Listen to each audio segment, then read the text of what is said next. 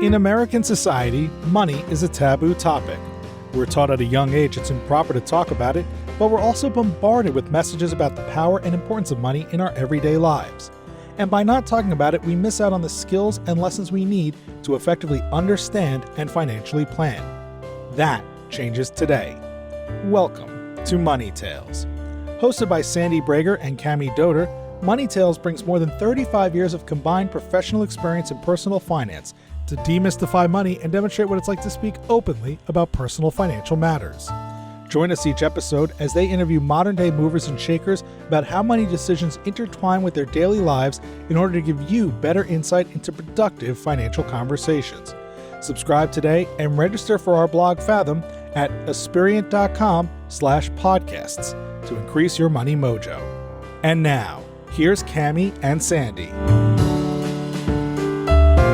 On Money Tales, we're joined by Anthony Thomson, who goes by his initials AT. AT is a marketing professional who transitioned into entrepreneurial banking with one key belief: the power of data to create opportunity. AT tells us a heartwarming story about a Metro Bank initiative that made banking exciting for kids, coin counting machines that turned their loose change into a guessing game with prizes.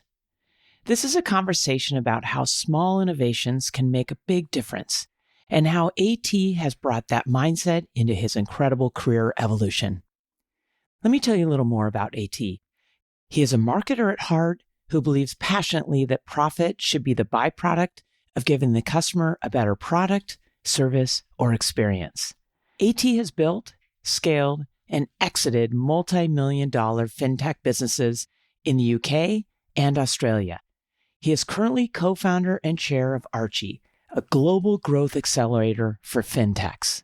Here are 3 key money topics AT hits on in this conversation. First, profits should never overshadow your commitment to customers. The truth is, when you focus on giving people an amazing product, service, or experience, the profits naturally follow. Second, don't fall into the trap of thinking money is going to solve your problems. Instead, tackle your problems head on first. Once you've done that, then you can truly enjoy the rewards that come your way. And third, why he carries around a simple piece of paper everywhere he goes. On it are 7 principles that drive the way AT lives his life. These aren't just random ideas. They are deeply connected to how he chooses to build capital. Now, on to Anthony Thomson's Money Tales. Welcome to the Money Tales podcast. I'm Cami Doder. And I'm Sandy Brager. Sandy, this past week we had at my kids' school the annual book fair, which is so special. Oh, those are so fun. They have all those books out, shiny and new, ready to be read and purchased first. Books and at checkout, like the gum and the candy that's at the grocery store, they have all the little pens and trinkets and all the things that are so attractive, but that's not the point of why I'm bringing it up here. What was fun from a money perspective is watching these kids ages as young as 5 all the way up to 11, maybe 12, and watching the behavior with money. What I appreciated, there were some who burned a hole in their pocket. They needed to spend it right then and there, even though it went on for 5 days. Nope, needed to spend it all. There were some who wanted to buy for their friends, even if their friends had money, just kind of wanted to give it all away. I talked to a mom who was so frustrated with her son. Someone next to them in class said, I don't have any money. And he took the $20 she had given him to buy books and said, here, take my money. So generous. Oh, that's so sweet. So thoughtful. And then some wanted to spend their friends' money, but not their own. It was just fun. For the most part, it was cash with the kids. There was e-wallet functionality, but very few kids did that. I felt like that was a great opportunity for people to touch money, even to think about money. They sometimes looked at me curious, especially the younger ones. What in this pile should you take? So it's a great opportunity for these kids to start thinking about money and talking about money. Yes, I remember when my children had book fairs at their school, we learned quickly that we needed to talk about book budgets, because without that, they wanted every single book in there. It is a great marketplace to get some experience with money, that's for sure. and a great product. We love that. And all the proceeds going to the library. I mean, come on, this was great. It's my pleasure to pivot the conversation to our guest. Welcome, Anthony Thomson, to the Money Tales podcast. Thank you. It's a pleasure to be here. Would you introduce yourself and share a couple pivotal moments that really influenced who you are today? My name is Anthony Thomson. As you might guess from my accent, I'm from the UK, though I now spend half my year in England and half my year in Australia, which is where I'm speaking to you from this morning. Like you, Cami, I'm a marketer by background. I love marketing. Uh-oh. Kidding. I'm just Sandy, kidding. look out. My first role, I built a marketing services agency in the UK, which became the largest of its kind in Europe. I sold it to Publicis, who were then the second largest ad agency group in the world. Had a rather bizarre idea, which was to start a bank.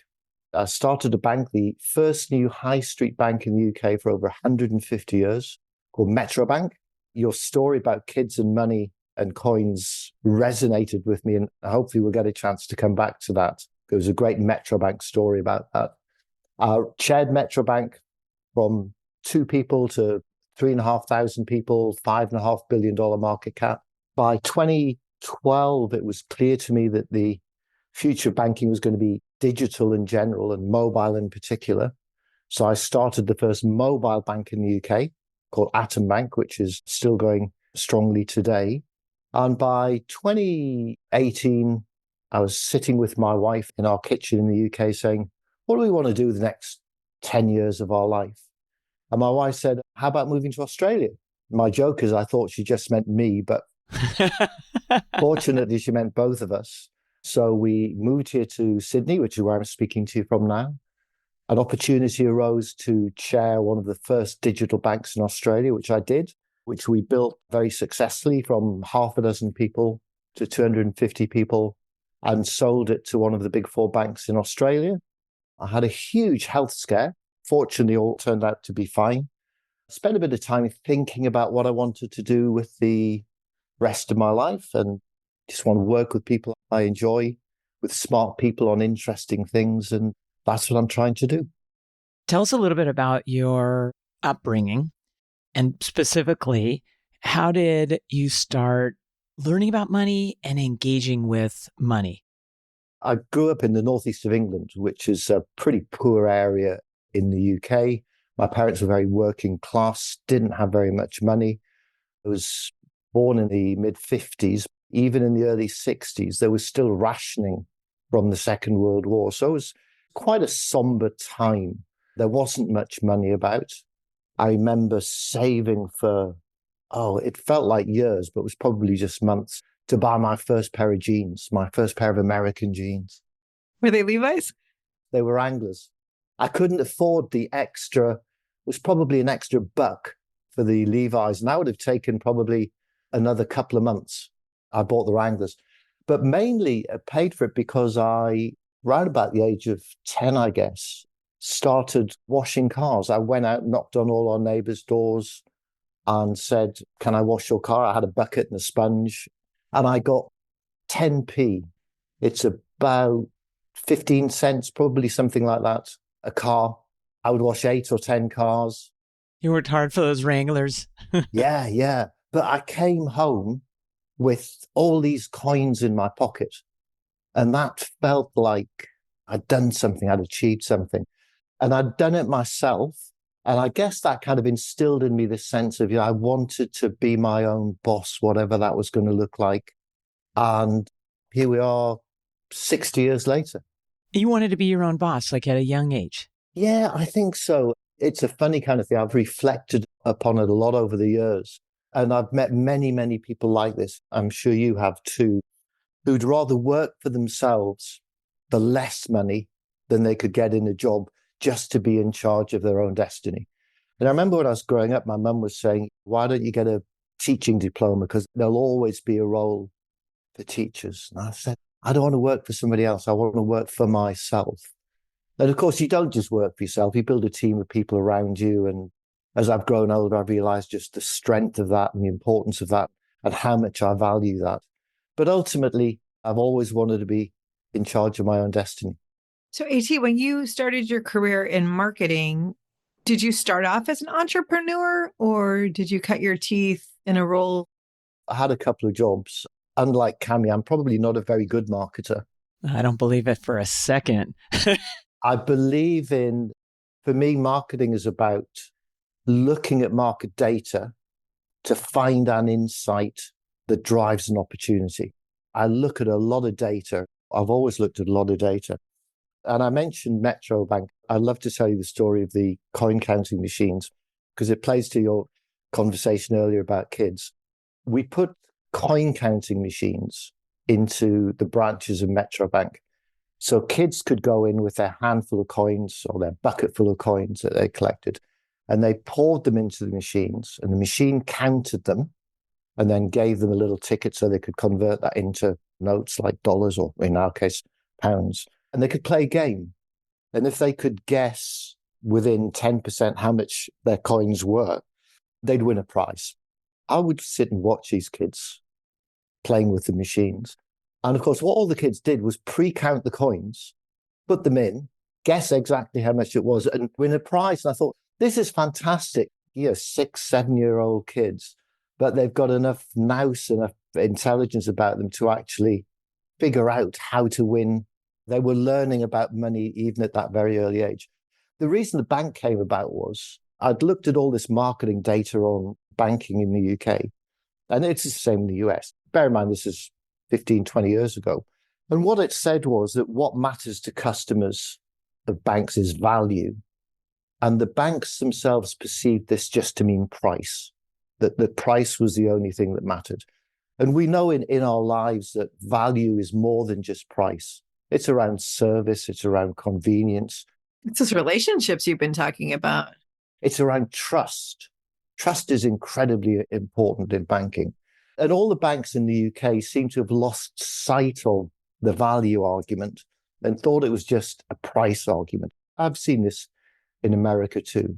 So what we did was look at what people valued. And people valued being able to bank at weekends. They valued being able to bank in the morning before they went to work or at night on their way home from work. So we opened from 8 in the morning till 8 at night. We opened Saturdays and Sundays. So you could go and see on a Saturday morning when you had a bit of time off with your partner, you'd go and find the house or the apartment you wanted to buy. And you could then come into the bank and say, look, can I get a mortgage for this? And the coin counting machines were just part of that. How do you add more value to people? Was that your idea, the coin counting machines? No, I'd seen them elsewhere in America. Another thing we did was we put dog bowls and dog biscuits into all of our branches. Which is so common now, but I love this. It wasn't. At the time in the UK, you couldn't take a dog into a branch unless it was a guide dog. And the customer satisfaction scores went through the roof. And you go, well, why is this? They're like 10-cent dog bowls and there's like $1 worth of dog biscuits. Being a marketer, I researched it. I started asking people about it.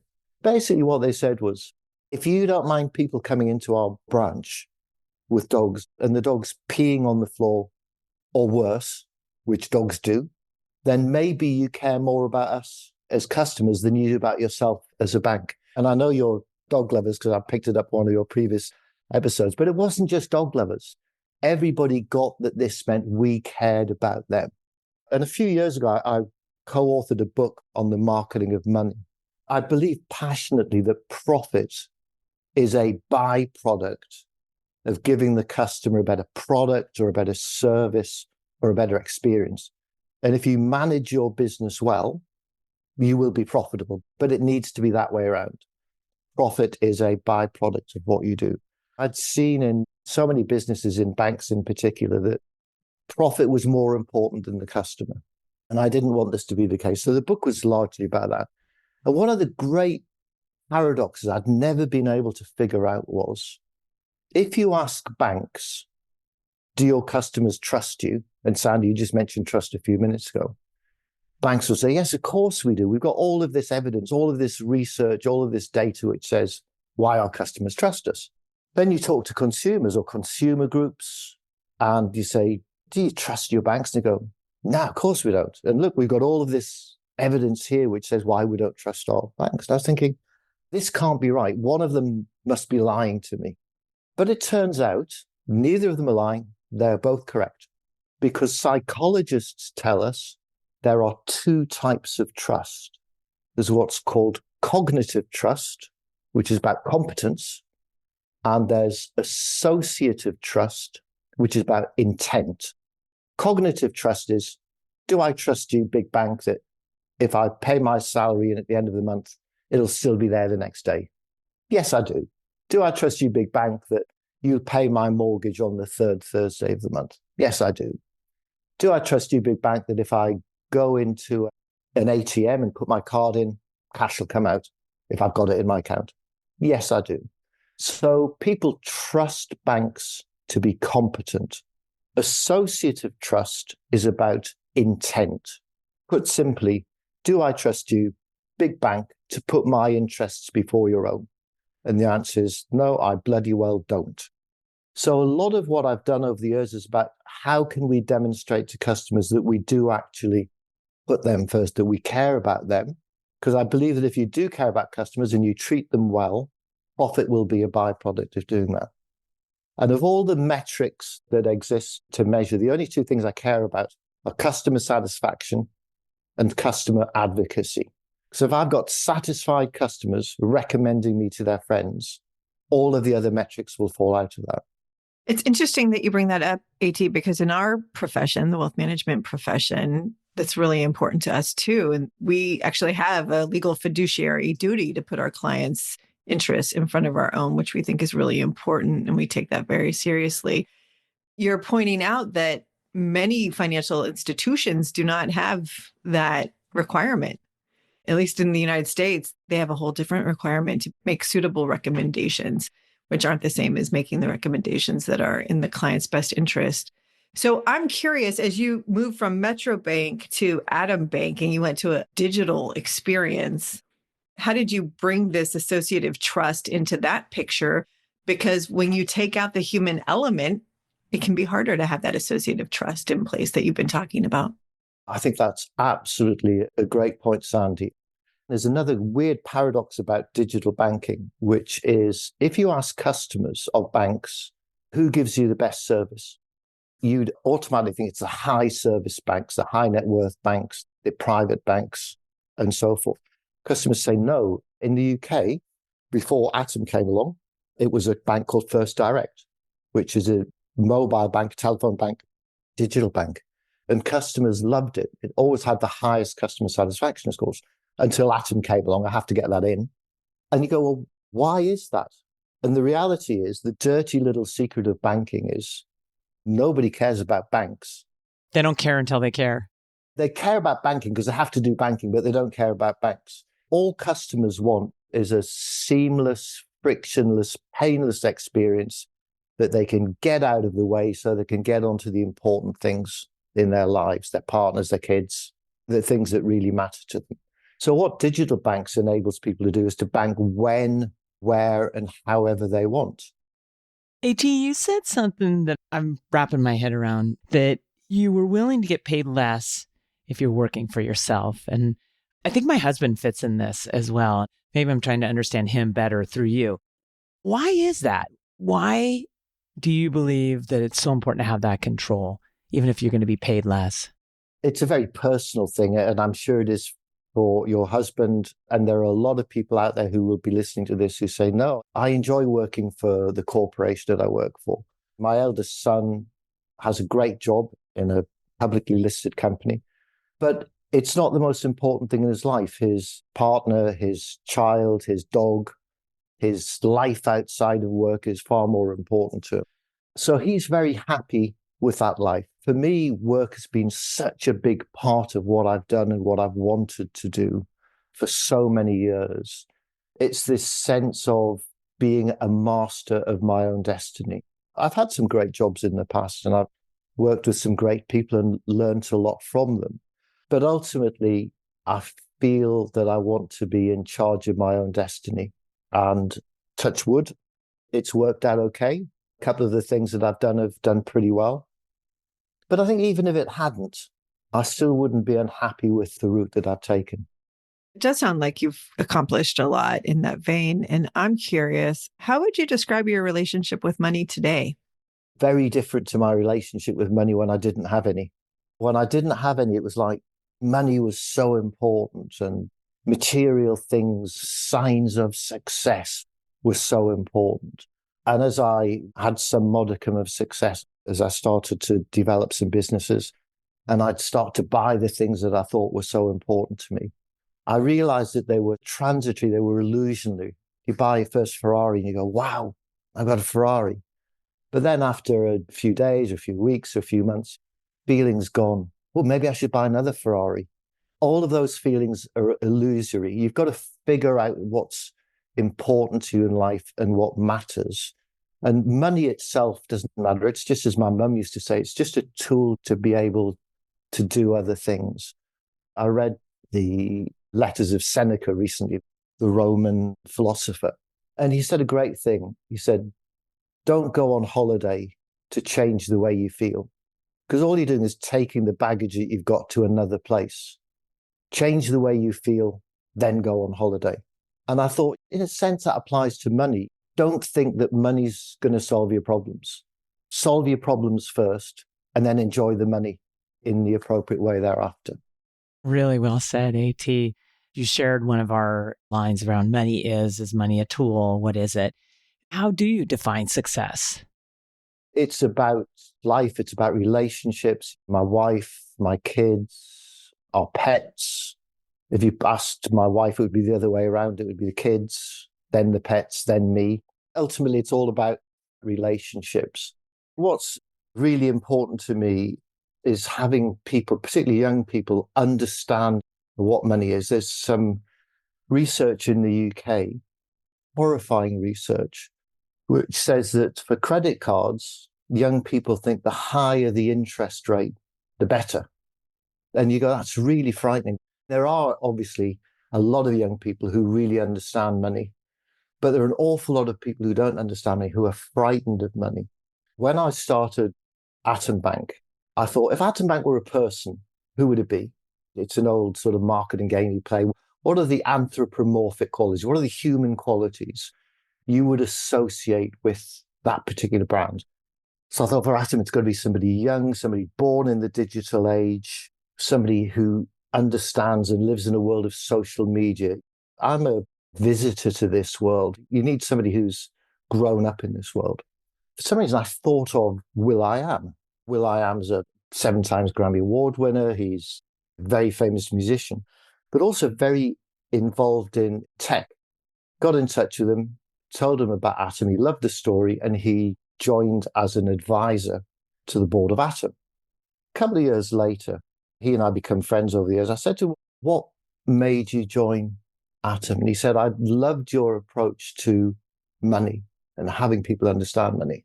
He said, when I was young, I think he was around 17, 18, when he first started to have some success with the Black Eyed Peas. He's a young kid from LA, had no money. And he suddenly gets a royalty check, $400,000, more money than he's ever seen in his life. And he goes, I'm going to save this. And when I've got enough, I'm going to buy my mum a house. So he was driving around LA with a friend of his, and his friend opened the glove compartment and he saw this bunch of checks, and he pulled them all out. And there was like $1.5 million worth of checks. He was just driving around with these checks. He's driving around with these checks that he'd been saving. And his friend said, why have you got all these checks in your glove compartment? And he said, well, I'm saving up to buy my mum a house. And he said, but why haven't you put them into a bank? He said, why do I need to put them into a bank? He didn't realize that checks were a vehicle that you put into a bank. And you go, this is the lives that people lead. I'm so keen to do whatever I can, and hopefully being part of this podcast just helps share the need for education and information for younger people around money. It's so important. I'm so glad you're saying that. There's so much financial literacy education that's required in the world. And where we come at with this podcast is even before the literacy can take place, you need to be able to engage in conversations about money. You need to be open to that education. And so we really appreciate you being in this conversation with us, AT. And it's hard. My parents never talked about money. It was sort of a generational thing. There's the old joke, they're more likely to talk about sex than they are to talk about money. I think it's just so important. Well, both conversations are brought out into the open. You've mentioned a bit about your wife today. How are you and your wife talking about money at this time in your lives? Well, she always worries that we're going to run out of money. And I always try to say we plan very carefully and we're not unduly profligate. Hopefully, we've got enough to see us through the rest of our life. It's interesting because most of our arguments are when intellect and emotion come together. I'm not saying I'm intellectual, but I think a lot of men tend to argue rationally, whereas for women, it's a very emotional issue. The two things bang up against one another. I try to understand, but I think I understand better than she would think I understand. Are you guys talking about money a lot? Not a huge amount, more in terms of the kids and their futures. Those are important conversations. You mentioned you had a huge health scare. Hopefully that's all behind you. And I'm wondering if that impacted any aspects of your relationship with money. Yes, I think tangentially. The very short version is I was offered residency in Australia, which at my age is quite unusual. It was a great opportunity to actually buy a place here and spend a lot of our time here. And Australia requires two non-negotiable things. First, are police checks, which I managed to scramble my way through somehow. And the second was a medical. And the medical showed that I had a huge tumor, 20 centimeters in diameter, about the size of a softball, in the middle of my chest. You had no idea. I had no idea it was there. It was all really squishy. It wasn't like this big hard lump. My running was getting worse. That was the only real sign. And I thought, oh, I'm just getting old and I'm not doing enough running. Cut a long story very short. It was identified. I had a few days of thinking, oh my God, I'll be dead by Christmas. Then they said, no, it's operable, it's removable.